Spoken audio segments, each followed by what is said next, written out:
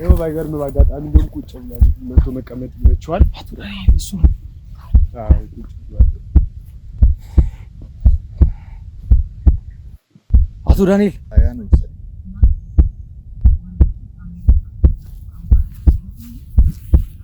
ሰላም ደህና ነው ያው እንደምንም ብዬ ያለውን ነገር ነግሬዋለሁ ለማሳመን ሞክሬያለሁ እሺ ብሎኛል ተቀብሎኛል ቴልፋ ጋር ስራ ጀመር በህግ ሙያ ማለት ነው እሺ ከዛ በኋላ ሊያንንት እንዳለ መረጃ እንዳላወጣባቸውና እሱ ለመጠቅለል ስለፈለጋቱ ኤፍሬም እኔ ያሳገቱኝ ማለት ነው አሁንም እርግጠኛ ነኝ አንተ አሁን ድረስ ሞቷል ብለህ ነው እንጂ አለ ብለህ የምታስብ አይመስለኝም በዳንኤል እኔ እንደሞተ ነው የማውቀው አዎ ተረድቻለሁ ላገኘን ፈቃደኛውን ኩደ ለዚህ ነው አደገኛና በከባድ ሁኔታ ውስጥ ሆኖ ነበር ያገኘነው ጭንቅላቱ በጣም ተመቶ ነበር በጣም ብዙ ደም ፈሶታል ያው አቶ ኤፍሬም በጣም ዘልዛላ ሰው ናቸው አቶ ተፈሪ ደግሞ በጣም ጨዋቀን ሩህሩህ ልብ ያላቸው ጥሩ ሰው ናቸው የሆነ ድብደባ እንዲያደረሰበት ሰው እንደሆነ ያስታውቃል ራሱን ስቶ ነበር ከናካቴው ስለራሱ ምንም ማቅም ነበር ይመስለኛል ረጅም ኪሎ ሜትር ሮጦ ነው የመጣው ኤፍሬም ደግሞ ዘልዛላ ናቸው በቃ ተውጪ ቃም ሲገባ ምን ሲል በቃ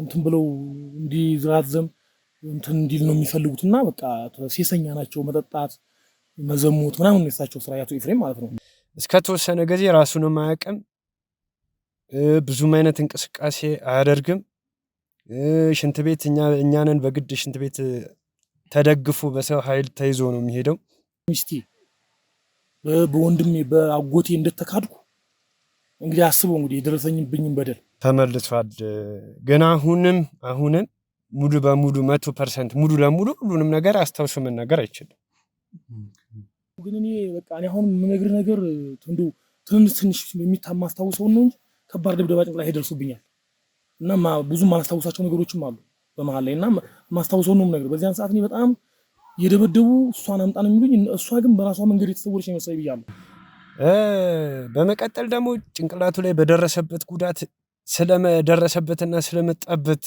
ነገር ስለተፈጠረበት ነገር በመንጠይቀው ሰዓት ምንም የማስታወስ ችሎታ አልነበረም ነግረህ መፈልገው ላስጠነቅቅ መፈልገው ነገር አለ እኔ ላይ ሆን ብለህ ወጥመድ ውስጥ ለማስገባት በእናት አቶ ኤፍሬም ተከፍሎክ የማይሆን ነገር ውስጥ እገባለሁ ብለህ የምታስብ ከሆነ እመነኝ የማትወጣው ነገር ውስጥ ነው የምትገባው ከላኛውን ያሳየው ቪዲዮ እኔ ያየሁትን ቪዲዮ በትክክል የሰሞትን ታሪክ በትክክል ነው የዘገብከው አዎ አንተም የምታየው እንግዲህ ውስጥ ትክክለኛውን ነገር መሆኑን አትጠራጠር እና በጣም የሚገርም የነሱ ሰው የማታ ይነግረኝ የነበሩት አንድ አልፎ ትንሽ የመርሳት ነገር አለበት ይረሳል የመታመም ነገር አለበት እና የሚነግረኝ ያስታወሰ በሚያስታውሳት የሚነግረኝን ነገሮች ከዚህ አሁን እናንተ ከለቀቃችሁት ከነስራይን ጋር በተገናኘ ፕሮግራማችሁ ላይ በጣም የሚመሳሰሉ ነገሮችን ነው የተመለከትኩት ምንም ማቀው ነገር የተጫወክብን ነው ጭራሽ የሚጫወትብህ ነገር የለም እዚህ ነው የቀበርኩት መቆፈሪያ መጣልሃለሁ ቆፍር አውጥተህ ትሰይኛለህ አፈር ተደልድሎበት ሊሆን ይችላል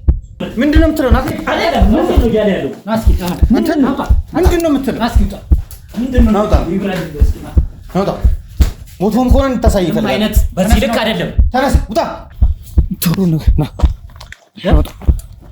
በዚህ ልክ ማረጋችሁ ግን ዋጋ እንደሚያስከፍላችሁ ማወቅ አለባችሁ ቴድሮስ የወንድሜን ጉዳይ ያስከው ጋዜጠኛ ነህ አዎ ኦኬ እንደምን አለ ሰላም ነው አለን ይመስገን እንደው ከምን ደረሳችሁ ወንድሜን ጉዳይ ከምን አደረሳችሁት በእናትህ አቶ ዳንኤል ሞቷል ብሎ ግን ማመን ለኔ በጣም ማለት አላቅም አቶ ዳንኤልን እንግዲህ እኚህ ሰዎች ገለውት ከሆነ ሌልስ የሚመለሳሉ ብዬ አላስብምና እንጃ በጣም እየፈራው ነው ያሉት ነገሮች ውስጥ ይልክ አይደለም ያሉት ነገሮች እየሰማኝ ነው ወይ ይኸውልህ እየሰማኝ ነው ወንድሜ ሞቷል እያልኩ ነው ያሉት አንተ ግን ይሄን ነገር ታውቃለህ ይሄን ጉዳይ ቢሆን ለኔ የሚከብደኝ ለኔ ነው ወንድሜን ነው ያጣሁት እኮ ማጣት እንዲሁ አቶ ዳንኤል ሲሞት በቦታው ነበርኩ በአካል ነበርኩ ከዛ በኋላ ለራሱ ለወንድሙ ስጅ አስረክቤዋለሁ እያልከኝ ነው አዎ ለራሱ ያስረክብ እንሰራለች ግን ችግር የለም በቃ ከዚህ ጉዳይ የሚበልጥ ነገር ስለሌለ መኪና ላከለ ወይስ እንዴት ነው ራይት ተጠቀማለህ መኪና ተጠቀማለህ ችግር የለም ስለዚህ መኪና ላከለ መኪና ላከልኝ እሺ አመሰግናለሁ በርግጥ አቶ ዳንኤል ሞቱ ከሆነ አስክሬኑን አይቼ ማረጋገጥ እፈልጋለሁ አስክሬኑን እኛም እንኳን አላየነው ሰውየው ቀላል አይደለም በጣም ከባድ ሰው ነው አይነት ማስረጃ የመሰወር ስራ እየሰራን አይደለም እኛ ሲጀምር እናንተ እነማን ናችሁ ጉዳቱ ለኔ ነው ቆይ ወንድሜን ያጣሁት እኛ እያልክ ነበር አይደል እናንተ እነማን ናችሁ ስለ አቶ ዳንኤል መሰወር ወይም ደግሞ መሞት የምታውቀው ነገር አለ ምን ማለት ነው መሞት ወንድሜ መሞቱን ልትነግረኝ ነው እዚህ ጋር የጠራኸኝ ጊያን ታውቀዋለህ አላውቀውም ለመጀመሪያ ጊዜ ሳየው ዛሬ የመጀመሪያ ጊዜ ሳየው አታውቀኝም እኔ አላውቀውም ተመሳስሎበት ሊሆን ይችላል እንጂ በስራ አጋጣሚ ብዙ ሰዎችን አገኛለሁኝ እኔ ስራዬም ከብዙ ሰዎች ጋር ስለሚያነካካኝ ብዙ ሰዎችን አገኛለሁ በዛ መሃል ሊሆን ይችላል ግን በእርግጠኝነት አላውቀውም ይሄን ሰው ስሩ የራቅነው ከመሰለው ራሱ ጥርጣሬ ስለሚኖረው ስሩ ሆነን ነው ብዙ ነገሮችን የምናደርገው ምክንያቱም የተወሰነች ነገር ለየት ያለ ነገር ካየ የባህሪም የምንም ለወጥ ያለ ነገር ካለ ያጠፋናል እስቲል እኮ ወንድም መሞቱ ምንም አልመሰለህ እንዴት ነው የማይመስለኝ ወንድሜን እኮ ነው ያጣሁት የገዛ ወንድሜን የእናቴ ልጅ እኮ ነው ያጣሁት ተቀበራ ስክሪን አውጣና ሳየኝ ነው ይልከኛል ይሄ ደግሞ በህግም አግባብም ይሆነ አንተ ዝም በል በቃ አንተ ዝም ብለህ ቁጭ በል ይሄ ሰውዬ ለምን አታስወጣውም እኔ ማላቀም ነው ዛሬ እዚህ ጋር ልታስዋውቀኝ ኦር ከሱ መረጃ ልታወጣጣ ምናምን አትችል ይሄንን ሁላ ሴራ እየሰራ ያለው አጎቴ እኔ በእነሱ ወንጀል ሁሌ ራሴን ተጠያቂ ያረኩኝ መኖር ሰልችቶኝ በአይነቱ ልዩ የሆነውንና በድርጅቱ ተይዞ የነበረውን የመጨረሻውን ዲያስፖራ ብሎክ ቁጥር 4 ሽያጭ ሊጠናቀቅ ጥቂት ቤቶች ብቻ ቀርተውናል። የመሃል ከተማ መዳረሻ በሆነችው ለቡ መብራት ኃይል ላይ ማራኪ የተፈጥሮ እይታን ከሲቲቪው ጋር ያለምንም ሽፋን በቂ የተፈጥሮ ብርሃንን የሚያገኙበት ለልጆ አለያም ለርሱ የሚመርጡትን ዘመናዊ ቤት ሳያመልጦ በ8% ቅድመ ክፍያ ማግኘት ይችላሉ። ባለ 1 መኝታ በ487 ሺህ ብር፣ ባለ 2 መኝታ በ854 ሺህ ብር፣ ባለ 3 መኝታ በ981 ሺህ ብር እንዲሁም ባለ 4 መኝታ በ1.2 ሚሊዮን ብር ቅድመ ክፍያ ከ60% የረጅም ጊዜ የባንክ ብድር ጋር እርሶ 32% በ3 ዓመት መክፈል ከቻሉ እኛ ደግሞ እስከ 25 ዓመት የሚቆይ 60% የባንክ ብድር አዘጋጅተናል። ምን ይሄ ብቻ ለቀሩን ጥቂት ቤቶች እስከ 30% የሚደርስ ታላቅ ቅናሽም አቅርበናል። ታዲያ ምን ይጠብቃሉ? አሁኑኑ በ0985 10 81 18 ላይ ፈጥነው ይደውሉ። ሰላም ጤና ይስጥልኝ እንደምን ዋላችሁ እንደምን ቆያችሁ እንደምን ከረማችሁ ውድ የመብረቅ ቤተሰቦች እንደምን አላችሁልኝ እንግዲህ ዛሬ እኔ ወንድማችሁ ቴዲ የመጣሁበት አንድ ጉዳይ አለ ይሄ ምንድነው ሰሞኑን ላይ ባለፈው ቪዲዮ ላይ በሰራሁበት ጊዜ አቶ ዳንኤልን ፍለጋ ብዙ ድካምና እንግልት ነበረብን አቶ ዳንኤልን ግን በመጨረሻ ደረጃ ተስፋ በሚያስቆርጥ ሁኔታ ይሄ ሰውዬ ተገሎ ደርሰን ነበረ እና መገደሉንም ከወንድሙም ከሹፌሩም መረዳት ችለን ነበረ ዛሬ ግን አንድ ሰውዬ ማለት አንድ ግለሰብ ከክፍለ ሀገር አካባቢ ደውሎልኝ ነበረ እና እያወራኝ ያለው እናንተ ያቀረባችሁት ቪዲዮ የተሳሳተ ነው አቶ ዳንኤል አልሞተም እዛ ጋር ያሉ ሰዎች ሞተዋል ብለው አንተን አቅጣጫ ላይ ያስቀይሩ እየሞከሩ ነው ያሉት አቶ ዳንኤልን ማየት የምትፈልግ ከሆነ እኔ ያለሁበት ድረስ መምጣት ትችላለህ ብሎ ነግሮኛል ከዛም ውጪ ደግሞ የአቶ ዳንኤልን ምስል ልኮልኝ ነበረ ግን የላከልኝ ምስል የቆየ ይሁን ያሁን ይሁን ማረጋገጥ አልቻልንም ስለዚህ ይሄ ነገር ትክክል ይሁን አይሁን አላቅም ግን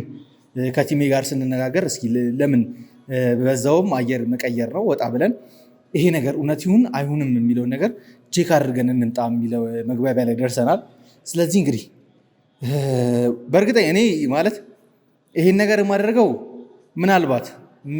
ምናልባት ሆን ብለው አቅጣጫ ለማስቀየር ይሄን ነገር ተጠቅመውበት አቶ ዳንኤል በህይወት አለ የሚለውን ነገር አምነን እንድንንቀሳቀስና ወጥመድ ውስጥ እንዲህ ሊከቱን አስበውም ከሆነ በሚል እንግዲህ በደንብ ተነጋግረንበት የህግ አካላት ጋርም በደንብ አውርተን ተቀናጅተን ተደራጅተን ለመጓዝ ጥረት እያደረግን ያለ ነው አሁን ልንወጣ ነው ወደ ተባለበት ቦታ ልንጓዝ እስኪ እንግዲህ ማለት ይህን ቪዲዮ መቅረጽ አለብኝ የለብኝም ቪዲዮን ደግሞ የተፈለገውን መልእክት ማስተላለፍ ይችላሉ አቶ ዳንኤል በእውነት እንደተባለው በህይወት አለ የለም የሚለውን በዚህ ቪዲዮ ላይ እንግዲህ የምናየው ይሆናል ስለዚህ አሁን ሙሉ ቲሜን ይዤ እንግዲህ ከአዲስ አበባ ትንሽ ወጣ ብላ የምትገኝ ገዳም አካባቢ ነው እንግዲህ ይሄ ሰውዬ አቶ ዳንኤል እንዳለ እየነገረኝ ያለው ስለዚህ እስኪ ይኑርም አይኑርም ያው በዛውም ደግሞ ደርሶ መመለሱም ጥሩ ነው በሚል ቲሜን ይዤ ልወጣ ነው እስኪ ምን ደርስበትን ደግሞ ከእናንተ ከወደ ቤተሰቦቼ ጋር አብረን የምናየው ይሆን እና ወደ ቤተሰቦቼ ይህንን ቪዲዮ ላይክ እና ሼር በማድረግ ለወዳጅ ዘመዶቻችሁ አድርሱልኝ እስከ ፕሮግራም ፍጻሜ ድረስ አብራችሁን ቆዩ እንሂድ እስኪ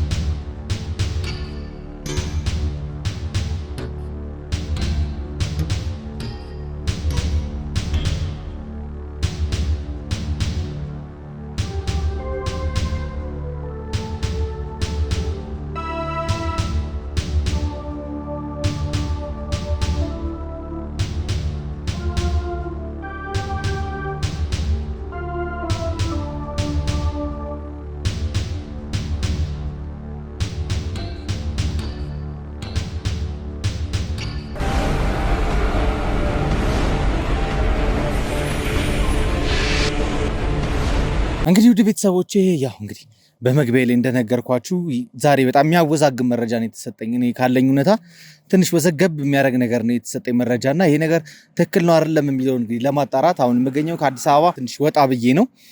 ያው የተነገረኝ ነገር በጣም የሚያስገርምም የሚያስደነግጥም ነው። በእርግጥ ይሄ ልጅ እያወራ ያለው ነገር ትክክል ነው አይደለም የሚለው ነገር ስቲል እያሳሰበኝ ነውና እዚህ ጋር ከደረስኩ በኋላ እንድጠብቀው ነግሮኛል። ስለዚህ መኪናዬንም አቆሚያለሁ። የህግ አካላትንም ጊዜ ነው እየተንቀሳቀስኩ ያለሁት። እዚህ አካባቢም ፍቃድ እንዲጨርሱ የተወሰኑ ቲሞች ልክ ያለው ምክንያቱም አካባቢ ላይ ተንቀሳቅሶ የመቅረጽም ከእንደገና ደግሞ የህግ አካላትን አብሮ ይዞ የመንቀሳቀስ ሙሉ መብት እንዳገኝ እንግዲህ የተወሰነ እንትኖችን አድርጌያለሁ። እስኪ የሚደርስበትን ነገር ለእናንተ ወደ ቤተሰቦቼ የማሳያችሁ ይሆናል።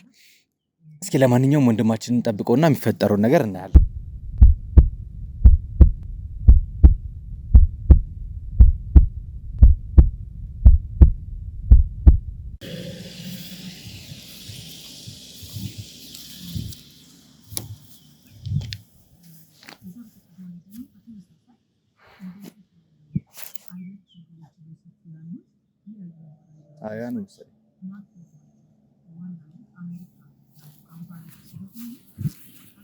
ሰላም ጤና ይስጥልኝ።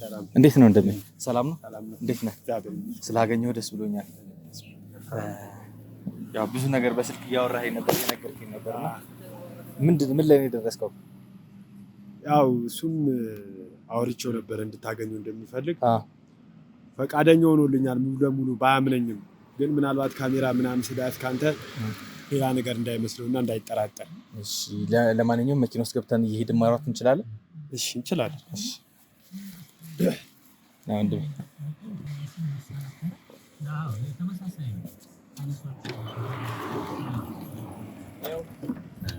በነበረው ውይይት ላይና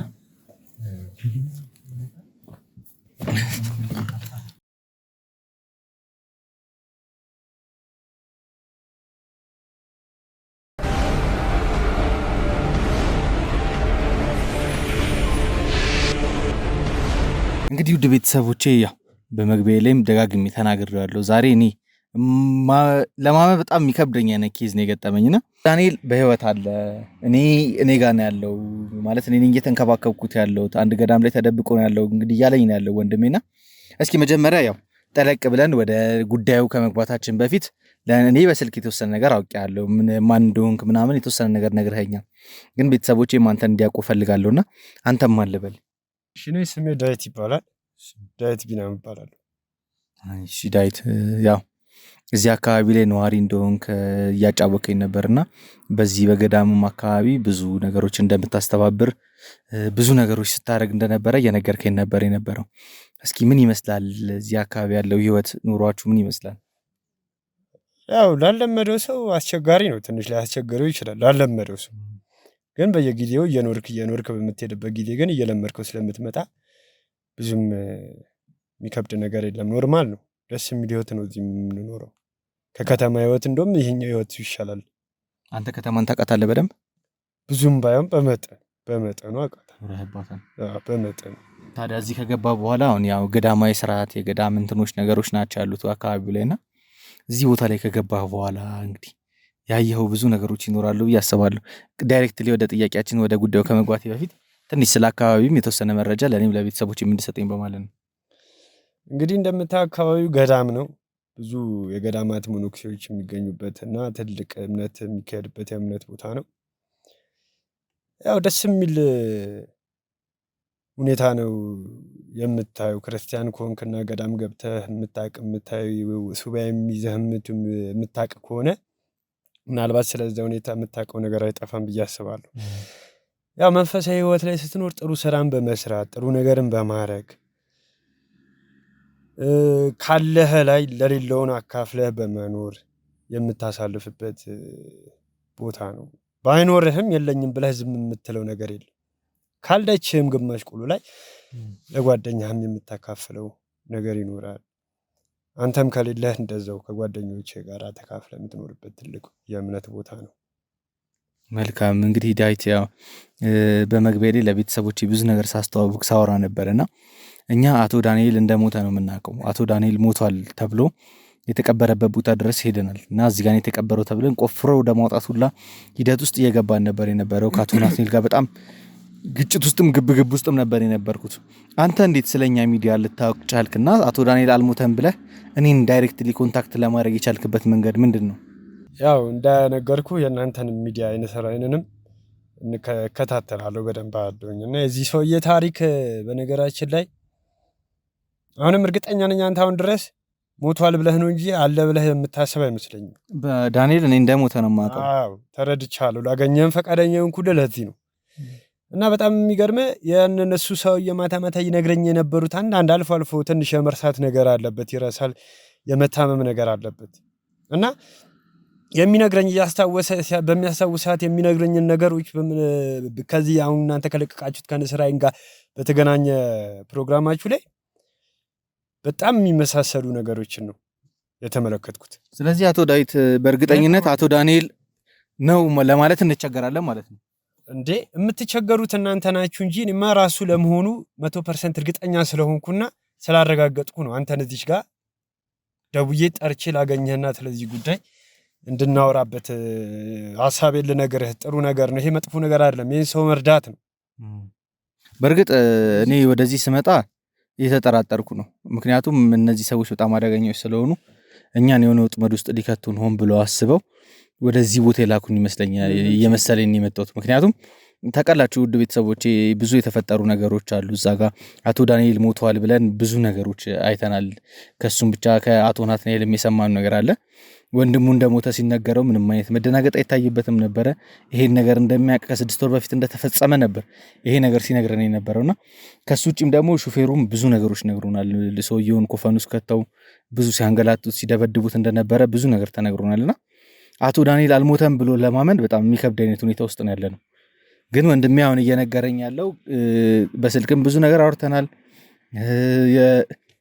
አላቅም ብቻ ምን እየተፈጠረ እንደሆነ ምን እየተካሄደ እንደሆነ አላቅም። የተወሰነ ፎቶ ማስልክ ያለው ያስላኩትን ፎቶ ደግሞ በትክክል የአቶ ዳንኤል መሆኑን አረጋግጫለሁ። ግን ይሄ ፎቶ ተላከልኝ ማለት አቶ ዳንኤል በህይወት አለ የለም የሚለውን ነገር አያረጋግጥልኝም። ምክንያቱም ጀስት ፎቶ ብቻ ነው ያየነው፣ እንቅስቃሴ የሆነ ነገር የለም። ያለበትን ቦታ የሚያሳይ ነገር ነው። ክፍለ ሀገር ላይ እንደሆነ ነው የሚያሳየው። ያችንም የምታጠራጥር ፎቶ ስላየን ነው ከአዲስ አበባ ድረስ እዚህ ድረስ ተጉዘን የመጣንበት ምክንያት ያንን ነው። ለማመንም ላለማመንም በእርግጠኝነት አንተ የምትለውን ነገር አንተን አግኝተን ማዋራት ይጠበቅብናል ብለን ወደዚህ የተንቀሳቀስ ነው። ለዚህ ነው። እስኪ አቶ ዳንኤል በምን አይነት ሁኔታ ላይ ነው ያገኘኸው? ለምንስ እዚህ አካባቢ ተደብቆ ተቀመጠ?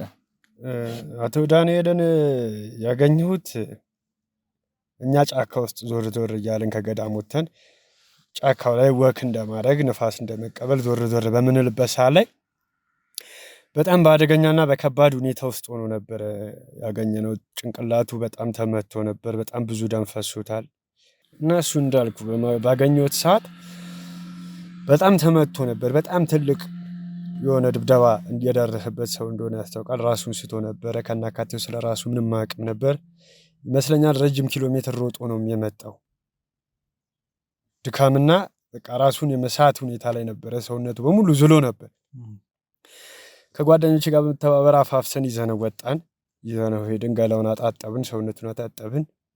ያን ቀን ተኝቶ አደረ። ምንም ሳይነቃ ራሱን ሳያውቅ ነው ያደረው። በንጋታው እንደምንም ነቃ። ሕክምና እዛው አካባቢ ያሉ የተወሰኑ አነስተኛ የሆኑ ከከተማ የሚመጡ አካሚዎች፣ ድንገተኛ አካሚዎች አሉ። እነሱን በመጥራት ትንሽዬ ሕክምና ተደርጎለት ትንሽ ወደ ራሱ እንትን እንዲል ተደረገና እስከ ተወሰነ ጊዜ ራሱንም አያውቅም። ብዙም አይነት እንቅስቃሴ አያደርግም።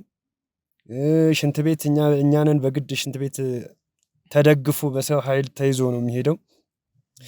ሰውነቱም ትንሽ ወፈር ያለ ስለሆነ ለሰዎች ተባብረን ነበር የምንወስደው። በመቀጠል ደግሞ ጭንቅላቱ ላይ በደረሰበት ጉዳት ስለደረሰበትና ስለመጣበት ነገር ስለተፈጠረበት ነገር በምንጠይቀው ሰዓት ምንም የማስታወስ ችሎታ አልነበረውም። ቢያንስ ለወር ከ10 ቀን አካባቢ የሚሆን የማስታወስም የሚናገረውን የማውቅም አይነት ምንም አይነት እንትን አልነበረውም። የማስታወስ አቅም አልነበረውም። አሁን ላይ ግን እግዚአብሔር ይመስገን መንቀሳቀስ ጀምሯል፣ መራመድ ጀምሯል። ሁሉ ነገር በራሱ ነው የሚንቀሳቀሰው በራሱ። በፊት በእኛ ኃይል ነበር ገላውን የምናጥበው እኛ ነበረን፣ ልብሶቹን የምናጥብለት፣ ብዙ ነገሮችን የምንሸፍንለት እኛ ነበረን፣ ንጽህናውንም የምንጠብቅለት። አሁን ግን እግዚአብሔር ይመስገን ተመልሷል። ግን አሁንም ሙሉ በሙሉ 100% ሙሉ ለሙሉ ሁሉንም ነገር አስታውሶ መናገር አይችልም። ግን ከመጀመሪያ ከነበረው ግን በደንብ 10 እጅ ይሻላል። እግዚአብሔር የተመሰገነውን 10 እጅ ይሻላል። ጥሩ ሁኔታ ላይ ይገኛል በአሁኑ ሰዓት። ቀስ እያለ ደግሞ ሕክምና እናንተ ምረድታችሁት ይህን ነገር በነገራችን ላይ እሱ ራሱ ስነግረው አላመነኝም። ማለት በዚህ ጉዳይ አውርተው ነበር? አዎ ይሄንን እውነት ለመናገር አቶ ዳዊት አሁን እያወራህልኝ ያለውን ነገር ምናልባት የሆነ የተጎዳ አቶ ዳንኤል የሚባል ሌላ ሰው ይሆናል እንጂ እኔ ሞቷል ብዬ የማስበው አቶ ዳንኤል በህይወት ተገኝቶ ለያውም ደግሞ በምትለኝ አይነት ሁኔታ ይሆናል የሚለው ነገር እውነቱን ለመናገር እያመንኩበት አይደለም። ግን እየነገርከኝ ያለው ስቶሪ ካሜራዬንም ምናልባት ያበራሁትም እንትን ያልኩትም ምናልባት ትክክል ይሄ ነገር ምናልባት አጠራጣሪ ነው የሚሆን ከሆነ ቼክ እናድርግ በሚል ነው ከቲሙ ጋርም ተነጋግረን እዚህ ድረስ ተጉዘንም የመጣ ነው። በሱ ጉዳይ 100% ምናልባት እኔን ለማመን ልትቸገር ይሆናል። ምክንያቱም እሱ ላይ አደጋ ካደረሱበት ሰዎች አንዱ አካል መስዬ ሊሰማህ ይችላል። ይሄ ደግሞ የእምነት ቦታ ነው። የእምነት ቦታ እንደመሆኑ መጠን ደግሞ እንደዚህ አይነት ውሸትን እንደዚህ አይነት ክደትን የምፈጽምበት እኔ ምንም አይነት ምክንያት የለውም። ገብቶሃል? ይሄን ሰውዬ በመልካምነት አንስቼ በመልካምነት ከጓደኞቼ ጋር ተባብረን ይዘነው ነው የሄድነው። በቃ የኔ ጉዳይ እንዳልተዋጠልህ ገብቶኛል።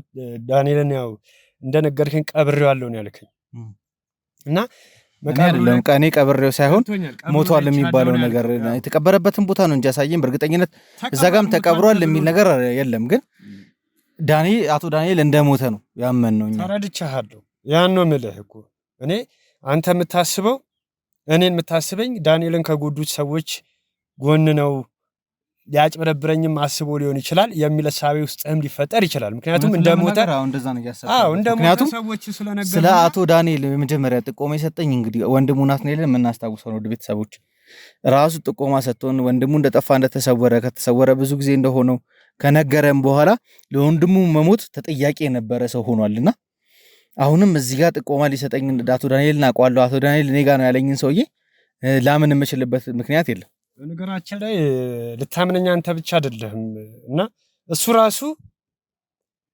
እሱ ራሱ በምን አይነት መከራ በምን አይነት ጭቅጭቅ ከ3 ከ4 ቀን በላይ የፈጀ ጭቅጭቅ ጉዳይስ ገብተን ነው ያሳመንኩት ይሄንን አንተን ለማገናኘት። ምክንያቱም እኔ አንተን ስለማውቀህ ነው፣ በሚዲያ በደንብ ስለማውቀህ ነው። እሺ መልካም። እሺ እስኪ ለሱ አሳይቻለሁ አልከኝ፣ ቪዲዮቹ ምናምን ያሳያቸው እንደነበር ነግረኸኛል። እስኪ እሱ ቪዲዮቹን ሳይ እነዛ ነገሮች ሲወሩ ታሪኮቹ ምናምን ምን አይነት ስሜት ነበር የምታይበት? አይደለም አቶ ኤፍሬም ነው ካልተሳሳትኩኝ ስሙ፣ እንደዛ ይመስለኛል። በጣም ከባድ ሰው ናቸው። እሳቸው የማያደርጉትና የማይሰሩት ድርጊት የለም። እንደዚህ አይነት ሰዎችን አስመስላ አምጥተውብህ ሊሆን ይችላል ብሎ በጣም ሲጨቀጭቀኝና ሲሞግተኝ ነበር። እኔ ደግሞ አንተን ከዚህኛው ጉዳይ ራሱ ከመፈጠሩ በፊት አንተን ብዙ ፕሮግራሞችን ተከታትያለሁ። የስራዬንና መብረቅን ፕሮግራማችሁን በደንብ ነው የማየው፣ ያንተንም ቢሆን በደንብ ነው የምከታተለው እና በዛ ምክንያት ብዙ ነገር አሳምኘው በእኔ ተማምኖ ጥሩ ነገር አድርገህልኝማ ለመጥፎ ነገር አሳልፈ አትሰጠኝም በሚል ተማምኖብኝ ነው እንጂ አንተ ያልከውን እርሱ ብሎኛል። አቶ ዳዊት አሁንም እኔ ያው ማለት የሚያጠራጥር ሄዳ ማየት ትችላለህ እኮ እሱ አይቀርም። ግን ያው ልነግርህ የምፈልገው ላስጠነቅቅ የምፈልገው ነገር አለ። እኔ ላይ ሆን ብለህ ወጥመድ ውስጥ ለማስገባት በእነ አቶ ኤፍሬም ተከፍሎክ የማይሆን ነገር ውስጥ እገባለሁ ብለህ የምታስብ ከሆነ እመነኝ፣ የማትወጣው ነገር ውስጥ ነው የምትገባው። እኛ አባት ወንድሜ ይኸውልህ፣ እኛ የእምነት ሰዎች ነን። እኛ ከእምነተኛ ከፈጣሪ ጋር ነው ግንኙነታችን። በአሁኑ ሰዓት ይሁዳም ከደቀ መዛሙርቶቹ አንድ ነበር። እሱ የጥሩ ስራን መንገድ የምናውቀው ነገር ነው። ስራን ያለ ነው። በእንደዚህ አይነት መንገድ ውስጥ ቆይ ይኸውልህ አቶ ዳዊት አንዴ እንድሰማኝ ይፈልጋለሁ። እኔ አሁን ይኸውልህ ከአንተ ጋር እንደዚህ ቁጭ ብሎ ጊዜ ማጥፋት መነታረክም መጨቃጨቅም አልፈልግም። በትክክል የሰጠኝ ጥቆማ ትክክል ይሁን አይሁን ቦታው ድረስ ሄደን ማረጋገጥ እፈልጋለሁ። አንተ በትክክል ያኛውን ያሳየውን ቪዲዮ እኔ ያየሁትን ቪዲዮ በትክክል የሰሞትን ታሪክ በትክክል ነው የዘገብከው? አዎ። አንተም የምታየው እንግዲያውስ ትክክለኛውን ነገር መሆኑን አትጠራጠር። እንግዲህ እሺ፣ ለማንኛውም ውድ ቤተሰቦቼ ያው ያለበትን ቦታ አሁን እዚህ አካባቢ እንዳለን እየነገርከኝ ያለውና ብዙ ያስሄደናል በእግር የተወሰነ መንገድ በእግር መሄዳችን አይቀርም። ትንሽ ነው፣ ብዙ አይደለም። የዚህን ያለ ሩቅ የሚባል አይደለም። ትንሽ መንገድ ነው። መቼም የከተማ ሰዎች መንገድ አትችሉም። ትንሽ ነው፣ ብዙ ሩቅ የሚባል አይደለም። መልካም እንግዲህ እስኪ እንውረድና አቶ ዳንኤል በህይወት አለ የለም የሚለውን ነገር ለማረጋገጥ እንሞክራለን። እንግዲህ ውድ ቤተሰቦቼ እስከ ፕሮግራም ፍጻሜ ድረስ አብራችሁን እንድቆዩ በድጋሚ እየጋበዝኳችሁ፣ ለዚህ የዩቲዩብ ቻናል አዲስ የሆናችሁ ካላችሁ ሰብስክራይብ በማድረግ ቤተሰብ መሆናችሁን አትርሱ። እንዲሁም ደግሞ ቪዲዮውን ላይክ እና ሼር በማድረግ ለተለያዩ ቤተሰቦቻችሁ ወዳጅ ዘመዶቻችሁ አድርሱልኝ። እነሱም ያን ስራዬን ቤተሰብ እንዲሆኑ አድርጉልኝ። እስኪ እንውረድና የሚፈጠረውን ነገር እናያለን። ኋላ ላሉት ቲሞች ደውሏቸው።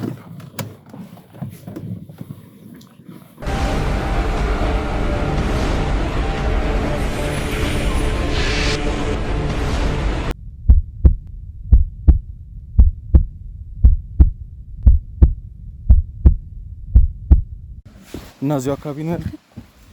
አዎ እዚሁ አካባቢ ናቸው። አሁን በምን አይነት ሁኔታ ላይ ነው የሚገኘው? ደህና ነው። ያው እንደምንም ብዬ ያለውን ነገር ነግሬዋለሁ። ለማሳመን ሞክሬያለሁ። እሺ ብሎኛል፣ ተቀብሎኛል። እርግጥ የምትኖሩበት ቦታ ራሱ በጣም የሚከብድ አይነት ሁኔታ ነው ያለው። በጣም አዎ፣ ልምድ ከሌለ ትንሽ አስቸጋሪ ነው። ያው እናንተም ከሱ ጎን እንደሆናችሁ አድርጌ ነው፣ ልትረዱት እንደምትፈልጉ አድርጌ ነው የነገርኩት።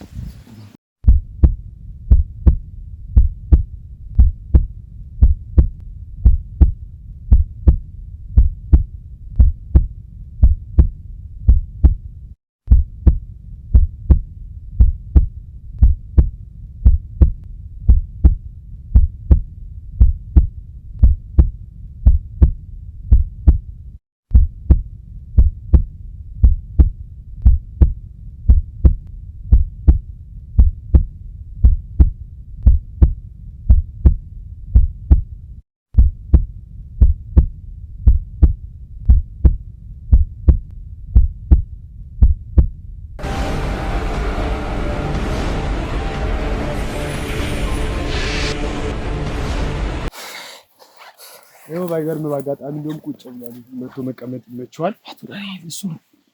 አዎ ቁጭ ብሏል። አቶ ዳንኤል እንዴት ነህ? ሰላም ነው? ሰላም ነው። በህይወት አለህ? አለሁ። በኢየሱስ አለሁ። አላቅም ምን እየተፈጠረ እንዳለ ውድ ቤተሰቦች፣ እኔ ምንም ማውቀው ነገር የለም። እንግዲህ አዎ በጣም እንደዚህ ምንድነው ሞታል ብለውኝ እኮ አምኜ ነበር። እንጃ እኔ ማለት ፈጣሪ ስለሚወደው ነው። እግዚአብሔር ይወደዋል። እንደዚህ ራሱ መቆየት ምን ማለት እንዳለብኝ አላቅም። ውድ ቤተሰቦች ዳንኤልን በህይወት አገኘዋለሁ ብዬ ተስፋ አላረኩም ነበር። ከሆነ ይሆናል ካልሆነ አይሆንም በሚል ነበር ቲሜንም ይዤ ስንቀሳቀስ የነበረው።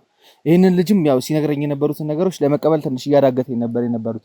ቪዲዮዎችን ስላሳየሁት ካንተ ወገን አንተን ሊያግዝ ፈልጓል ምናምን ስለው ተስማምቶልኛል የሚል ነገር ነበርና የነገረኝ።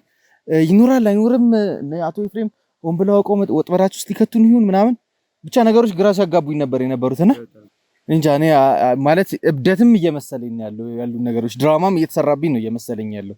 እንዴት ሞቷል ተብሎ እኔ እኮ አንተ ቦታው ራሱ ይቆፈር ያልኩኝ ነበር እኮ። እብደትም ነው እየመሰለኝ ያለው ማለት የማየውን ነገር በጣም ግራ እያጋባኝ ያለው። እኔ ካሜራውን አጥፋና ወንድም ብንዋራ ይሻላል። ለራሴም ለኔ ሴፍቲ ካሜራውን አጥፋልኝና ችግር የለም። ካሜራውም ሊጠፋልህ ከሆነ አቶ ዳንኤል እኛ ይኸውልህ የአንተን ደህንነት መጠበቅ ነው የምንፈልገው፣ ካንተ ማወቅ የምንፈልገው። እሺ ችግር የለም። ያዝልህ ካሜራውን አንዴ ትንሽ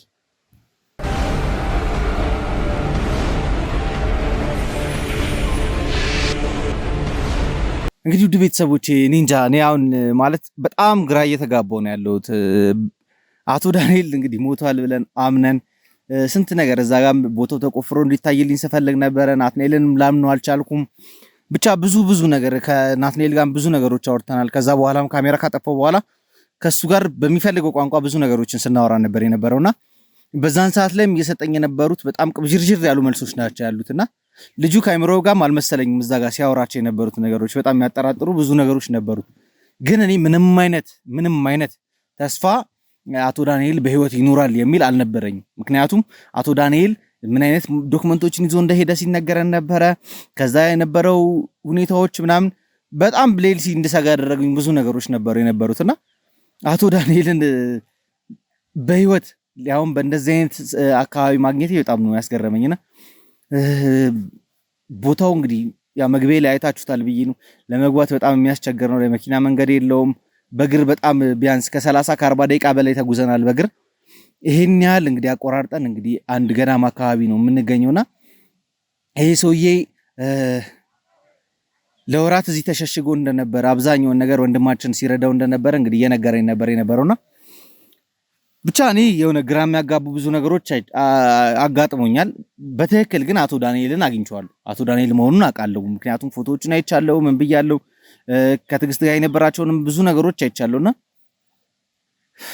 ለማንኛውም አቶ ዳንኤል በድጋሚ ያው ካሜራዬን አብርቼ ካንተ ጋር ጭውውት እንዳደርግ ስለፈቀድክልኝ በህይወትም ደግሞ ስላገኘው በጣም ደስ ብሎኛልና በጣም ነው የማመሰግነው። እግዚአብሔር ይመስገን ደህና ነኝ። አቶ ዳንኤል እንግዲህ ማለት እኔም ቤተሰቦቼም በአንተ ጉዳይ ተጨንቀን ያው ወንድሜ ብዙ ቪዲዮ ሲያሳይ እንደነበረ ነግረኸኛልና በአንተ ጉዳይ በጣም ተጨንቀን ብዙ ነገር ስንፈልግ ብዙ ቦታ ስንሄድ ነበር የነበረው። አንተም ተቀብረህበታል የተባለውን ቦታ ራሱ ወስዶ አሳይተውኛል። ብቻ ብዙ ነገር አንተ ሞታል የሚለውን ነገር እንድናምን የሚፈልጉ ወገኖች ነበሩ፣ በተለይ በአንተ ቤተሰቦች በኩልና እንዴት ነው ይሄ ነገር ሊሆን የቻለው? አሁንም አንተንም ራሱ ሆነ እያመንኩ አይደለም። ለህይወቴ የሚያሰጋኝ ነገር ለምን እሱ ወንድሜ ስላለኝ እንጂ ያመንኩ አንተን ራሱ ሆነ እያመንኩ አይደለም። ያው አቶ ዳንኤል እኔ ይኸውልህ አንተን ኬዝ ያስኩት ለአንተ ብቻ ሳይሆን ለኤልሲዬ ብዬ ነው። ኤልሲ ምናልባት ከኤልሳ ጋር በጣም ስለምትቀራረቡ ብዙ ነገሮችን ትነግርሃለች ብዬ አስባለሁ። እኔ የልዑል ወንድም ነኝ ማለት ከልዑል ጋር ነው አብዛኛው ነገሮች የምሰራውና እኛ የምንሰራቸውን ኬዞች ታውቃለህ፣ እንደዚህ አይነት የቤተሰብ ኬዞች፣ የወንጀል ኬዞች ይዘን ፍትህ ማሰጠት ነው የምንፈልገው።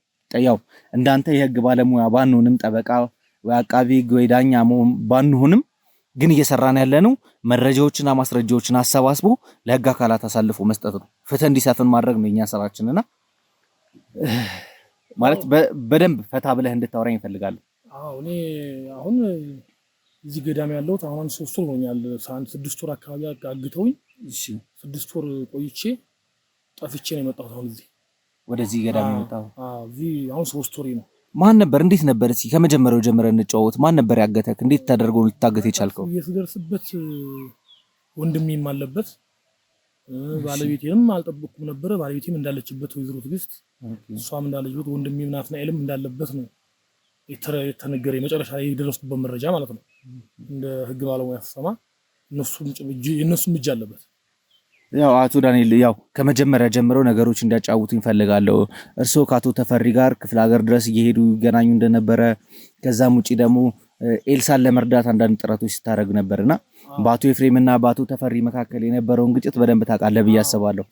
እስኪ ስለሱ አጫውተኝ። እሱማ የእነሱ ድርጅታቸው ላይ ትንሽ ችግር ተፈጠረና የነሱን አለመስማማት ሲፈጠር እኔ መሀላቸው ገብቼ ለማስማማት እና እንትን ለማሞከርኩ አቶ ተፈሪ ሄደ።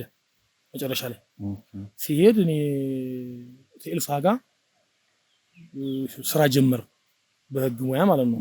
ከዛ በኋላ ሊያንን እንዳለ ነው መረጃ እንዳላወጣባቸውና እሱ ለመጠቅለል ስለፈለገ አቶ ኤፍሬም እኔ ያሳገቱኝ ማለት ነው። አው ግን ያልገባን ነገር ብዙ ጊዜ ስንጠይቅ የነበርነው ነገር አለ። ምንድነው አቶ ኤፍሬም እና አቶ ተፈሪ የገቡበት ግጭት ያው የኮሚሽን ግጭት ነው ይገባኛል። ግን ከዛ ውጪ አንተ የድርጅቱ የህግ አማካሪ እንደመሆንም መጠን ብዙ ነገሮችን ስታደርግ የነበረው ብዙ ነገሮችን ነበሩ እና በይበልጥ ወደ ግጭት የገፋፋቸው ወደዚህ ውስጥ የከተታቸው ነገር ምንድን ነበር? ድርጅቱን ውስጥ ለኪሳራ ያደረገው ነገር ምንድን ነበር?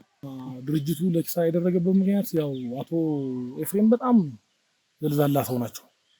አቶ ተፈሪ ደግሞ በጣም ጨዋ፣ ቅን፣ ሩህሩህ ልብ ያላቸው ጥሩ ሰው ናቸው።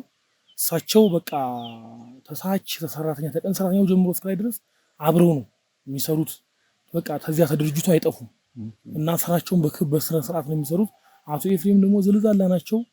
በቃ ተውጪ ቃም ሲገባ ምን ሲል በቃ እንትን ብለው እንዲዝራዘም እንትን እንዲል ነው የሚፈልጉትና በቃ ሴሰኛ ናቸው። መጠጣት መዘሙት ምናምን ነው የሳቸው ስራ ያቶ ኤፍሬም ማለት ነው። እና በዚያ ለኪሳራ አደረጋቸው። ይሄ ቃምሳዙ እንዲዘገይ ያደረጉት አቶ ኤፍሬም በጣም ባለየ ሰው ናቸው እሳቸው። ስለዚህ ግጭቱም የተፈጠረው አቶ ኤፍሬም የሚገቡትን እቃዎች ስለሚያዘገዩ ድርጅቱም ኪሳራ ውስጥ ስለገባ ነበር ማለት ነው። አዎ በዚያ ነው። እሺ ከዛ አቶ ዳንኤል ምን ተፈጠረ? አንተና ኤልሳ በዚህ ጉዳይ እንግዲህ አቶ ተፈሪ ከተማውን ጥለው እንግዲህ ከተማ አስጠላኝ ብለው ወደ ክፍለ ሀገር እንደገቡ ክፍለ ሀገርም ታሞ እንዳሉ እናውቃለንና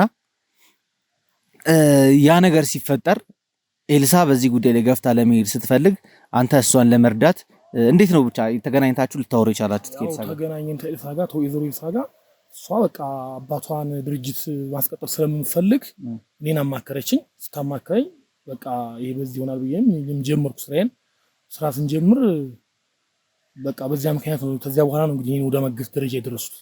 ምንድነው አንተ ብዙ መረጃዎች እንዳለ ዳታዎች ይዘህ እንደነበረ ፋይሎች እንዳሉ ብዙ መረጃዎች አሉ እኮ እነዛን ዶክመንቶች ያው አንተ እጅ ላይ እንዳለ ለኤልሳም ደግሞ የሰጣሃት የተወሰኑ ዶክመንቶች እንደነበሩ ነው እየነገረችኝ የነበረው። ሰጥቻታለሁ። ታዲያ ከዛ በኋላ እንዴት ነው አንተ ልትታገስ የቻልከው? እኔ በቃ ያው ሚስጥር እንዳይወጣባቸው ነው። እኔ ሚስጥሩን ስለማቅ ሚስጥር ለዋጣባቸው ነው። ለዚያ ነው ያገቱኝ። እኔ ሚስጥሩ እንደተወጣባቸው ስለፈለጉ ብቻ። ታዲያ አንተን እኮ ማስወገድም ምንም ይችሉ ነበር። ለምን እስካሁን ድረስ አይገሉ? በቃ በጣም እንግልትና በጣም ትልቅ ግፍ የደረሰብኝ እኔ ዶክሜንት ያልገደሉኝ ያው የወሰዱብኝም ዶክሜንቶች አሉ። እኔ ጋርም እስከ መጨረሻ ድረስ ያልሰጧቸውም ዶክሜንት አለ። ለዚያ ነው ያልገደሉኝ ስለሚፈልጉት ማለት ነው። እና ይሄን ወንድሜን ባይጥልልኝ እኔ በቃ በጣም እንግልት፣ ዱላ፣ ድብድብ በጣም ነው የሚደርስብኝ። አሁን እሱም ባይጥልልኝ የሚያበላኝ እሱ ነው፣ የሚያጠጣኝ እሱ ነው። በቃ በጣም ነው የሚያሰቃዩኝ። ይገርፉኛል፣ ይደበድቡኛል። በገዛ ሚስቴ በወንድሜ በአጎቴ እንደተካድኩ እንግዲህ አስበው እንግዲህ የደረሰኝብኝም በደል በአይነቱ ልዩ የሆነውንና በድርጅቱ ተይዞ የነበረውን የመጨረሻውን ዲያስፖራ ብሎክ ቁጥር 4 ሽያጭ ሊጠናቀቅ ጥቂት ቤቶች ብቻ ቀርተውናል። የመሃል ከተማ መዳረሻ በሆነችው ለቡ መብራት ኃይል ላይ ማራኪ የተፈጥሮ እይታን ከሲቲቪው ጋር ያለምንም ሽፋን በቂ የተፈጥሮ ብርሃንን የሚያገኙበት ለልጆ አለያም ለእርሱ የሚመርጡትን ዘመናዊ ቤት ሳያመልጦ በ8% ቅድመ ክፍያ ማግኘት ይችላሉ። ባለ 1 መኝታ በ487 ሺህ ብር፣ ባለ 2 መኝታ በ854 ሺህ ብር፣ ባለ 3 መኝታ በ981 ሺህ ብር እንዲሁም ባለ 4 መኝታ በ1.2 ሚሊዮን ብር ቅድመ ክፍያ ከ60% የረጅም ጊዜ የባንክ ብድር ጋር እርሶ 32% በ3 ዓመት መክፈል ከቻሉ እኛ ደግሞ እስከ 25 ዓመት የሚቆይ 60% የባንክ ብድር አዘጋጅተናል። ምን ይሄ ብቻ ለቀሩን ጥቂት ቤቶች እስከ 30% የሚደርስ ታላቅ ቅናሽም አቅርበናል። ታዲያ ምን ይጠብቃሉ? አሁኑኑ በ0985 10 81 18 ላይ ፈጥነው ይደውሉ። አውቃለሁ አቶ ዳንኤል ብዙ ነገር እንዳሳለፍ አውቃለሁ። በዚያ ነው ማለት አንተ ጋር ብዙ ዶክመንቶች እንዳሉ አሁንም ቀሪ ዶክመንት እንዳለ እየነገርከኝ ነው። ዶክመንቶቹን በምን አይነት ሁኔታ ነው አሁን ሲይዛቻላ? አሁን የሆነ ልጅ አንተን ያለው ልጅ አብሮኝ የነበረው ልጅ እሱ ወደዚህ እንደመጣ ታረጊ በኋላ እሱ ይዞ ቢጠፍቷል፣ ተሰውሮብኛል። አሁን እሱ ደግሞ የቀረውን ዶክመንት ማለት ነው ከነሱ ጋር ግንኙነት ያለ ይመስለኛል። እሱ አልገባኝም። ከናቱ ኤፍሬም ጋር ግንኙነት ያለ ይመስለኛል። ማን ነው አብሮህ የነበረ ሰው? ማን ነው ስሙ ጠፋኝ። ሲጀምር ቆይ አንተ ከታገትክበት ቦታ ራሱ እንዴት አድርገህ ነው ልታመልጥ የቻልከው? እሱማ ምን መሰል በጣም ስለተጎዳው ደካክሞኝ ነበርና ደካክሞኝ ስለነበረ ልክ በድካም እንዳለው ሰውየው የሚጠብቀው ልጅ በቃ ለቀቅ አርጎት ማለት እንትን ብሏል ታውቃለህ፣ ምንም አያመጣም ብሎ ወደዚያ ኋላ ይቀዳ ነገር ሄደ ማለት ነው። ከዚያ ያመለጠ ጠፋው። ከዛ ከጠፋ በኋላ እንዴት ወደዚህ አካባቢ ተመጣጣ? ከዚያ ወደዚህ ገዳም ገባው። በቃ ያው ምንም አማራጭ ስለሌለ ማለት ነው። እዚያ እሱ እንደሚናገኘው እሱ እየረዳኝ ያለው ታው። መልካም አቶ ዳንኤል ግን ያው እየነገርከኝ ያለው ግልጽ ማድረግ ለኔም ለቤተሰቦቼም ግልጽ ማድረግ ያለብን ብዙ ነገሮች አሉ። አንተ ብዙ ሚስጥሮችን እንደምታቅ በእነ አቶ ኤፍሬም ይሰሩ የነበሩ ብዙ ሚስጥሮችን እንደምታቅ ከኤልሲ ጋርም ደግሞ በደም ቅርርብ እንደነበረህ ኤልሲን ለመርዳትም እየሞከርክ በነበርክበት ሰዓት ላይ ብዙ ነገሮች እንደተፈጠሩ ተነግሮኛል። የደረስኩባቸው ማስረጃዎች ብዙ ማስረጃዎች አሉ። በእርግጥ አንተ ጋር ያለው ዶክመንት አቶ ተፈሪን ድርጅት ወደ ነበረበት ቦታ ይመልሰዋል አይመልሰውም የሚለው ያው የህግ ስራ ነው። እናንተ እንደ ህግ ባለሙያነታችሁ የምትጨርሱት ጉዳይ ነው። እኔ አሁን ያልገባኝ ያለው የአቶ ጌታውን የስራ ድርሻ ነው እዚህ ውስጥ። አቶ ጌታውን ደግሞ ያው የአቶ ኤፍሬምን ስራ ለመንጠቅ የተደራጀ ቲም እንዳለ ነው ከናትኔል እየሰማው የነበረውና አቶ ጌታውን ማን ናቸው? ምንድን ነበር ሲያደርጉስ የነበረው? ያሱ ሰራተኛ ነው አቶ ጌታውን። በማን በኩል የተቀጠረ ሰው? በአቶ ኤፍሬም በኩል። በዚያ በኩል የተቀጠረ ነው። ያንተ አጎት ነው? አጎቴ ነው። እሺ የኔ አጎት ነው እና ናትናኤልም እዚያው ተሱ ጋር አብረው ነው የሚሰሩት እዚያው። አንተንም ደግሞ አቶ ጌታውን ነው ወደዚህ ድርጅት ያስገባህ አይደል? አዎ እኔ ያስገባኝ እዚያው። ከዛ ደግሞ አንተ በጣም ማለት እውነት የምትል ሰው ስለሆንክ ምናምን ነገሮችን እሺ ስለማትላቸው ነው። ሐቋን ነው የምለው። እንደገና ህግም ስርዓት ስለማውቀው አካሄዱን ይሄ አስኬድን በምልበት ሰዓት ነው እንደዚህ ክፉ ነው በእኔ ላይ ይሄን ሴራ የሰይጣን ሰው እንትን ያሉ ብቻ ማለት ግራ የሚያጋቡ ነገሮች አሉ። አቶ ጌታውን አሁን ከሀገር ውስጥ ሀገር ላይ እንደሌለ ምናምን ነገር ማጣራች እያለሁ እኔ እንደውም ያው አንተ ሞታል ብዬ ስላሰብኩኝ በአቶ ጌታውን በኩል የተገኙትን መረጃዎች ለማጣራት ብዙ ጥረት ሳደርግ ነበር። አቶ ናትናኤልን ብዙ ነገር ለማወጣጣት እየሞከርኩ ነበር። በእርግጥ የደረሰበት ብዙ በደሎች፣ ክፋቶች ምናምን እንዳሉ አውቃለሁ። እና በቃ እኔ እንዳያዙኝ በጣም ከባድ ድብደባ ደርሶብኛል። ኤልሳንም አንጣ የት ነው የደበቃት እያሉ ማለት እንዴት ኤልሳን አንጣ ማለት ኤልሳና እኔ ያው ስለምንል እኔ ሰውርኳት ነገር እሷን በዚያን ሰዓት ተሰውራለች መሰለኝ። እኔ የማውቀው ታሪክ የለም ግን እሷና እኔ ሌላ ሴንትን ብለን አብረን እኔን አግተው ነው። እሺ እሷ ግን እነሱ ያገቷት አይመስለኝም። እነሱ ግን አውጣ እሷን የት ነው ያለችው ታውቃለህ ብለው ነው በጣም ኃይለኛ ክፉ ድብደባ ነው የደረሰብኝ። አቶ ዳንኤል ግራ የሚያጋባ ነገር ነው እየነገርከኝ ያለው። ኤልሳ እንዴት ማለት ኤልሳ ሲጀምር ብቻ የሆነ ኤልሳ በእነ አቶ ኤፍሬም ታግታለሽ ብለህ አታስብም? እኔ በእነሱ ታግተች አይመስለኝም። እሷ ለምን በዚያን ሰዓት ኤልሳን አንጣት እያሉ በጣም እየደበደቡኝ ነበር። እኔ እሷ በራሷ ሰዓት የተሰወረች ነው መስለኝ እንጂ እነሱ ያግቷት አይመስለኝም። አቶ ዳንኤል ማለት ኤልሳ ይሄን ነገር መጋፈጥ የምትችል ሰው ነች። ያላትን ማንነት አውቃለሁ፣ ምን አይነት ሰው እንደሆነች አውቃለሁ በደንብ። በእርግጥ ደግሞ ይሄንን ነገር ያው ሉሌን ማስጨነቅ ስላልፈለገች ነው እንጂ ኬዙን ወደኛ ብታመጣው እኛ ገፍታ እንደምንሄድበት ታውቃለች በደንብ ነው። ግን እኔ በቃ እኔ አሁን የምነግርህ ነገር ትንሽ የሚታማስታውሰው ነው እንጂ ከባድ ድብደባ ጭንቅላት ላይ ደርሶብኛል እና ብዙ ማላስታውሳቸው ነገሮችም አሉ በመሃል ላይ እና ማስታውሰው ነው ነገር በዚያን ሰዓት እኔ በጣም የደበደቡ እሷን አምጣ ነው የሚሉኝ። እሷ ግን በራሷ መንገድ የተሰወረች ነው መሰለኝ ብያለሁ። እስኪ ካንተ ጋር የሚያወራቸው ነገሮች ነበሩ? ምናልባት ስለ እንደዚህ አይነት ጉዳዮች የማውራት ነገር ምናምን ነገሮች ነበሩ? አዎ ብዙ የሚነግረኝ መረጃዎች በእርግጥ የለም። ሰዎቹንም እኔ ማቃቸውም ነገሮች ስለሌሉ የሉም። ግን ብዙ ድብደባ፣ ብዙ በደል፣ በጣም ብዙ ነገር እንደደረሰበትና ያው የሆነች አንድ የምትፈለግ ኤልሳ የምትባል አሁን እንደጠየቀው እንዳወራችሁት ስለሷም ትንሽ ነገሮች አውርቶ ነበረ። ብቻው እንዳው ለነገሩ ጫፉን እንጂ ጠልቆ የሚነገረኝ ነገር የለም። የጤናውስ ሁኔታ ምን ይመስላል? እና ያው እንደነገርኩ ነው። እሱም በቃ ተመቶ ጉዳት ደርሶበት በጣም ከፍተኛ የሆነ ችግር ደርሶበት ነበር። ያገኘሁት በደም ተጨማልቆ ተደብድቦ ነበርና በቃ ያው አንድ ሁለት ጓደኞች ነበሩ ከነሱ ጋር አፈስ አድርገን ይዘን አስገብተን አጠብነው። በቃ ያው እንግዲህ እንደምታየው ነው አሁንም ያለው። ያው የሚነግረኝ የተለየ ነገር ደግሞ የለም። ብዙም ማቃቸው ስለ ሰዎቹ አልፎ ምን ያደርጉት እንደነበረ ምናምን ይነግረኛል። በእርግጥ ብቻ እኔ አሁን ማለት ብዙ በእርግጥ ያው ከደረሰብህ ሁኔታዎች አንፃር አሁን ካለህበትም ሁኔታ አንፃር ነገሮችን ላታስታውስ ትችላለህ።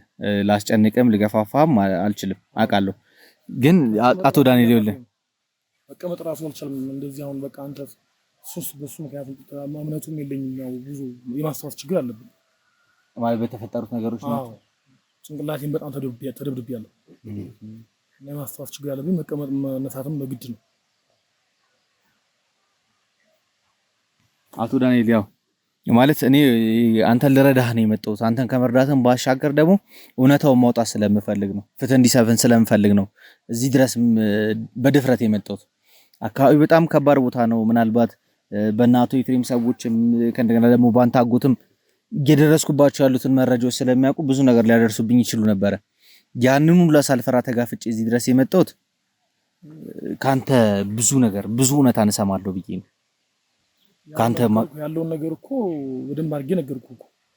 ያው ግፍና በደል እንዳደረሱብኝ ነገርኩህ። በሚስቴ ተካድኩ፣ አጎቴ፣ ወንድሜ እነሱ ተክጃለሁ። አውቃለሁ እኮ እሱን አቶ ዳንኤል። እኔም ማላውቃቸው ነገሮች በእርግጥ ያለው ማስተዋስ ችግር አለብኝ አልኩህ። ቅድም እኮ ካሜራ ሳላበራ በፊት ካሜራው እንዳስጠፋኝ የነገርከኝ ነገሮች ነበሩ። ያው እሱን ድጋሚ አልነግርህም። እንግዲህ ያው ምናልባት ያው ፍቃደኛ ከሆንክና የምንነግረኝ ከሆነ ቤተሰቦቼ ማወቅ ስለሚፈልጉ ነው ስለሱ ጉዳይ። እኔ አውቄያለሁ። ግን ያው ፈቃደኛ ሆነ ቁጭ እስካልክልኝ ድረስ ምናልባት የምነግረኝ ከሆነ ነው። አዎ ያው እኔ ማቀማቀም ማስታወሰን እኮ እየነገርኩ ነው። አላራ ተስጨነቀኝ ወንድሜ። ደግሞም እኔ አንተንም እኮ እያመንኩ አይደለም እኮ እኔ ላንተም ትክክለኛ መረጃም ነግሬ እንትን አይደለም በምናምን አለው። አንተንስ አቶ ዳንኤል ማለት ይሄ ሁሉ ነገር እየነገርኩ ብዙ ቪዲዮዎችን እንዳየ ወንድሜ ብዙ ቪዲዮዎች እንዳሳየ እየነገረኝ ነበር አይደል? እኔ አታስጨነቀኝ በቃ ማስታወስ የምችለውን አስታውሼ ነገርኩ። እና አሁን እንደውም ብችል ኤልሳ አሁን የት እንዳለችም እነሱ የሚያግቷት የራሷን ሰው ተሰውር ማቆም ታሪክ ስለሌለ ተቻልክ ኤልሳን ብትረዳትና ኤልሳን ብታግዛ ደስ ይለኛል። አዎ ግን አቶ ዳንኤል እሱንም ለማድረግ እኮ ያንተ ትብብር በደንብ ያስፈልገኛል። እኔ ያው ይሄ ነው እኔ ጋር ያለው መረጃ ነገርኩህ እኮ ነው። ኤልሳ እነሱ አግቷት ሊያግቷትም ይችላሉ። ክፎች ናቸው ሰዎች እንደምታየው ገንዘብ በርዟቸዋል። አውቃለሁ እሱን ነገር ግን አቶ ዳንኤል እኔ ማለት አንተ መሞትህ በጣም ሞቷል ምናምን ሲባል በጣም ደንግጬም አሁን ሳይህም ማለት ውስጤ ድብልቅልቅ ያለ ስሜት የተሰማው ምን ታውቃለህ እኮ ተመሞት እኮ ምንም ለውጥ የለውም። ሰውነቴ እኮ በቃ ዱቄት ሆኗል እኮ ሰባብሮኛል። እግር የለ እጅ የለ ጭንቅላቴ እንደምታየው ነው። ለማንኛውም አቶ ዳንኤል እኔ አንተም መርዳት ባለብኝ ልክ የሚያስፈልግህን የሕክምና እርዳታ እንድታገኝ አደርግሃለሁ። ከዛ ውጭም ደግሞ ያ ካንተ ብዙ ነገሮች ማወቅ እፈልጋለሁ። በጣም ብዙ ነገሮች ስለ ድርጅቱ አሁን ምናልባት ስላላመንከኝም ሊሆን ይችላል ያልነገርከኝ ያለው በሂደት እነግርሃለሁ። ደግሞ አንዴ እንደዚህ ጨርሼ ነገር አልችልም እና ያስታወስኩትን ነገር ያለው አሁን ማላስታውሳቸውም ነገሮች አሉ። ኤልሳ ድረስላት ብያለሁ። በቃ ለኤልሲማ ከምንም በላይ መድረስ የምፈልገው ለኤልሲ ነው። ለማንኛውም ውድ ቤተሰቦቼ ያው አቶ ዳንኤልን በህይወት ማግኘት የራሱ አንድ ትልቅ ነገር ነው። ግን ያው በአሁን ሰዓት ላይ እሱም እንጃ መጠራጠርም ይሁን ምንም ብዙ ነገሮችን ፈቃደኛ ሆኖ ሊነግረኝ አልቻለም። እኔ ብዙ አውቃቸዋለሁ ብዬ ያሰብኳቸው ነገሮች አሉ። በተለይ ከሰነዶቹ ጋር የተገናኘ አቶ ተፈሪ እሺ ስለ አቶ ተፈሪ ልትነግረኝ ትችላለህ? አቶ ተፈሪን በተደጋጋሚ ክፍለ ሀገር እየሄድክ ታገኘው ጠይቀው እንደነበረ ሰምቻለሁ። እሱ ጤና የለውም። እሱም እዛው ክፍለ ሀገር ታሞ ነው ያለው። እሱን አውቃለሁ። ግን ስለምንድን ነበር የምታወሩት? ያው ስለዚህ ስለ ድርጅቱ ነው። እሱን ድርጅቱን ስለማስመለስ ወደ ነበረበት ስለመመለስ ያስባል። እሱም ትንሽ ነካ ያደርገዋል። መንፈሱ ጥሩ አይደለም። እኔ እኮ ለሱ ብዬ እኮ ነው እሱንማ በቃ ነገርኩህ እኮ እሱንማ አክንፈውታል። ሲሄድ ከዚህ በቃ የሆነ ነገር ቀብቶታል። እንዲጠፋ አድርገውት ነው የወጣው እኮ እሱ በተንኮል ነው። ስለዚህ እኔ ወደ ህግ ገብቼ እንትን ልረዳው የፈለኩት እኮ ለዚያ እኮ ነው። እሱ አያውቅም፣ ምንም ነገር አያውቅም እሱ። እሺ መልካም፣ ከኔ ጋር ብዙ ነገር እንጨዋወታለን። ምናልባት ካሜራ ፊት ስለሆነ እንደ ልብህ ልታወራ አልፈለክም። የተረዳሁት ነገር ቢኖር እሱን ነው። ምክንያቱም ቅድም ካሜራ ከማብራቴ በፊት ካሜራዬን አስጠፍታኝ ስናወራ ነበርና እየነገርከኝ የነበርከው ነገሮች አሉ። ስለ ድርጅቱ ስለነበሩት ነገሮች፣ አቶ ኤፍሬም ምን አይነት ሸፍጥ ሲሰራ እንደነበረ፣ በተለይ ደግሞ ስለ አቶ ጌታውን እንግዲህ አጎትህ እስከማይመስሉ ድረስ ብዙ በደልና ግፍ ሲያደርሱበት እንደነበረ እየነገርከኝ ነበር የነበረው። ኮፈኑ ውስጥ ከተው መኪና ውስጥ ይዘውክ እንደሄዱ ያጫወከኝ ነበር ብዙ ነገር። እኔ አላቅም ለምን እንደሆነ አሁን ካሜራ ፊት እንትን ለማለት እንትን ያልከው ለማውራት የተቸገርከው አላቅም ለምን እንደሆነ። ለማንኛውም ውድ ቤተሰቦቼ ያው አቶ ዳንኤልን በህይወት ማግኘታችን ትልቅ ስኬት ቢሆንም ከሱ ብዙ የምናወጣቸው ሚስጥሮች አሉ። እነዚህ ነገሮች ደግሞ ያው ወደምንፈልግበት አላማም ያደርሱናል ብዬ አስባለሁ። በተለይ ኤልሲን ከማግኘት አንፃር አሁን እየነገረኝ ያለው ብዙ ያው ወንድሜም ሲነግረኝ ነበር ብዙ ድብደባዎች ምናምን ስለደረሰበት ትንሽ ነገሮችን የመቀላቀልም የመርሳትም የመዘንጋትም ነገር አለ እያለኝ ነበርና እስኪ በጊዜ ሂደት የህክምና ትሪትመንት ሲያገኝ ከዛ የተወሰኑ ድጋፎች እናደርግለት እኛ ላይ እምነት ሲጥልበት ብዙ ነገሮችን ይነግረናል ብዬ ተስፋ አደርጋለሁ። ለማንኛውም ደስ ብሎኛል አቶ ዳንኤልን በህይወት ስላገኘሁት። ድራማም እስኪመስለኝ ድረስ ነው እዛ ጋር የተሰራብኝ የነበረው ነገርና ምደርስበትንም ነገር እንግዲህ ለእናንተ ለወደ ቤተሰቦቼ በቀጣይ ቪዲዮ ይዤ የምመጣ ይሆናል። ለዚህ የዩቲዩብ ቻናል አዲስ ይሆናችሁ ማለትም ይህንን ቪዲዮ ለመጀመሪያ ጊዜ እያያችሁ ያላችሁ ካላችሁ ሰብስክራይብ በማድረግ ቤተሰብ መሆናችሁን አትርሱ። እንዲሁም ደግሞ ቪዲዮውን ላይክ እና ሼር በማድረግ ለወዳጅ ዘመዶቻችሁ አድርሱልኝ። ምክንያቱም ይሄ ቪዲዮ በጣም ላይክም ሼር ምስል እየተደረገ ስለነበረ ነው አቶ ዳንኤልን እንግዲህ ሞቷል ብለን ከደመደምን በኋላ ልናገኘው የቻልነውና ቪዲዮውን በደንብ አሁንም ሼር እያደረጋችሁ ቤተሰቡነታችን እናብዛ። ኤልሲም ያለችበትን አካባቢ የሚጠቁመን ሰው ምናልባት ልናገኝ እንችላለንና በተቻለ መጠን ቪዲዮን ሼር በማድረግ አግዙኝ፣ ደግፉኝ። በመጨረሻም እንግዲህ ቪዲዮን እያያችሁ እስካሁን ድረስ ስለቆያችሁ ከልብ አድርጌ ነው ማመሰግናችሁ። ቸር ቆዩልኝ።